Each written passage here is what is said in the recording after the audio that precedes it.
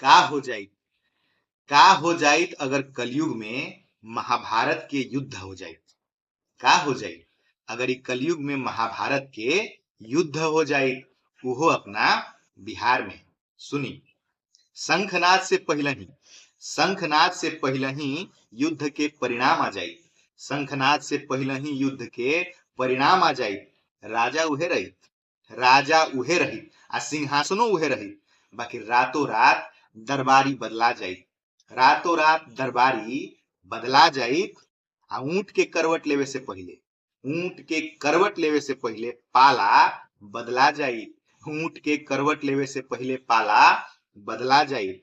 आ छल प्रपंच के खेला देख के मामा शकुनी के पासा भी लजा जाइत। का हुई अगर ई कलयुग में महाभारत के युद्ध हो जाइत, वो अपना बिहार में। अब पलायन वाला दर्द देख के कुंती के आंख डबडबा जाइत। आ बेरोजगार वाला फौज कौरव के सेना में समा जाइत। अब व्यवस्था सुधारेला आखिर कौन सिस्टम लगाई, ई सोच के महामंत्री विदुर के दिमाग भी चकरा जाई। आ का हुई अगर ई कलयुग में भी महाभारत के युद्ध हो जाई, उहो अपना बिहार में।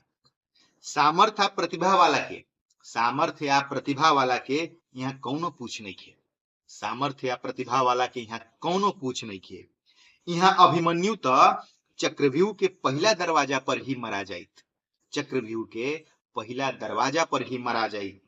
आ दान देवे वाला से यहाँ छीन के खाए वाला अधिका बा।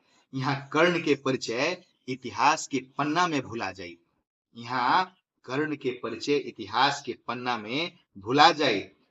यहाँ पाप आ दुराचार के स्पीड सुदर्शन चक्र से भी तेज बा। कृष्ण के आवे से पहले ही द्रौपदी के सम्मान लुटा जाइत। यहाँ सूर्योदय आ सूर्यास्त के इंतजार ना होइत। यहाँ गदा आ गांडीव से प्रहार ना होइत। यहाँ भीष्म के प्रतिज्ञा आ युधिष्ठिर जैसन व्यवहार ना होइत। यहाँ दुर्योधन के हारत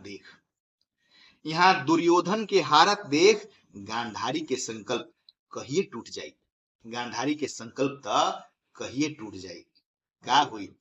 का होइत अगर कलयुग में महाभारत के युद्ध हो जाए, वो अपना बिहार में।